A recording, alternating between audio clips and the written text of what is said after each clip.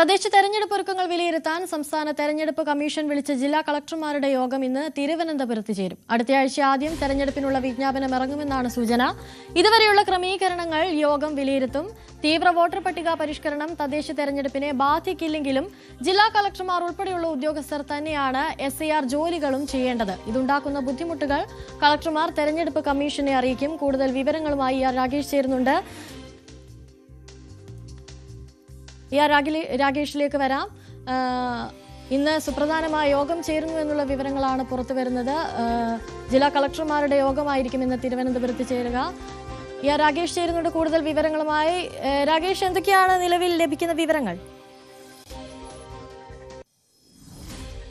രാജ്യവ്യാപക SIRന് ഇന്നു മുതൽ തുടക്കമാവുകയാണ്. കാരണം ഇന്നലെയാണ് തെരഞ്ഞെടുപ്പ് കമ്മീഷൻ രണ്ടാം ഘട്ട SIRന് തുടക്കമാകുന്നുവെന്ന് പ്രഖ്യാപനം നടത്തിയത്. ഏതായാലും രണ്ടാം ഘട്ടത്തിൽ കേരളം ഉൾപ്പെടെയുള്ള സംസ്ഥാനങ്ങൾ, ഒപ്പം തന്നെ കേന്ദ്രഭരണ പ്രദേശങ്ങളും ഉൾപ്പെടുകയും ചെയ്യുന്നുണ്ട്. കേരളത്തിന് പുറമെ ഛത്തീസ്ഗഡ്, ഗോവ, ഒപ്പം തന്നെ ഗുജറാത്ത്, രാജസ്ഥാൻ, മധ്യപ്രദേശ്, പശ്ചിമ ബംഗാൾ, UP തുടങ്ങിയ സംസ്ഥാനങ്ങൾ, ഒപ്പം തന്നെ കേന്ദ്രഭരണ പ്രദേശങ്ങൾ എടുക്കുകയാണെങ്കിൽ ആൻഡമാൻ നിക്കോബാർ, ലക്ഷദ്വീപ്, പുതുച്ചേരി എന്നിങ്ങനെ 9 സംസ്ഥാനങ്ങൾ, 3 കേന്ദ്രഭരണ പ്രദേശങ്ങൾ, ഈ ഇവിടങ്ങളിലാണ് ഏതായാലും ഇന്ന് മുതൽ SIRന് തുടക്കമാകുന്നത്. ഇന്ന് ഏതായാലും ആദ്യ ദിനം എന്ന നിലയിൽ പ്രിന്റിംഗ് അടക്കമുള്ള നടപടികളാണ് ഈ ആദ്യഘട്ടത്തിൽ നടക്കുക. അതായത് എന്യൂമറേഷൻ ഫോമിന്റെ പ്രിന്റിംഗ്, ഒപ്പം തന്നെ ട്രെയിനിങ് തുടങ്ങിയവ നടക്കും.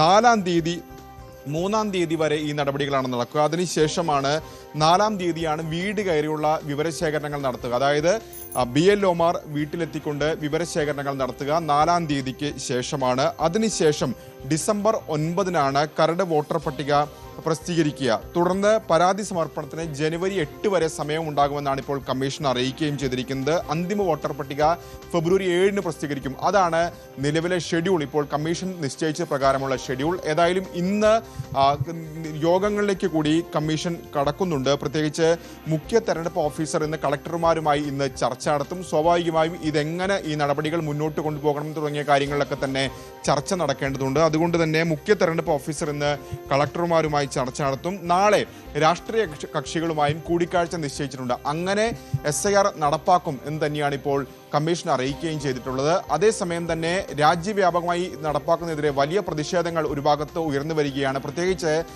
തമിഴ്നാടും പശ്ചിമ ബംഗാളും ഇപ്പോൾ SIR നടപ്പാക്കുന്നതിനെ ചോദ്യം ചെയ്തുകൊണ്ട് രംഗത്ത് വന്നിട്ടുണ്ട്. പ്രത്യേകിച്ച് വോട്ട് മോഷണമാണ് ഇതിലൂടെ ലക്ഷ്യമിടുന്നതെന്ന് ആരോപിച്ചുകൊണ്ട് DMK തമിഴ്നാട് മുഖ്യമന്ത്രിയും രംഗത്തെത്തിയിട്ടുണ്ട്. 2-ാം തീയതി സർവകക്ഷി യോഗം തമിഴ്നാട് മുഖ്യമന്ത്രി MK സ്റ്റാലിൻ വിളിച്ചു ചേർത്തിട്ടുണ്ട്. കാരണം വോട്ടർ പട്ടിക പരിഷ്കരണം നടത്തുന്നതിന് DMKയോ അല്ലെങ്കിൽ തമിഴ്നാട് സർക്കാരോ എതിരല്ല.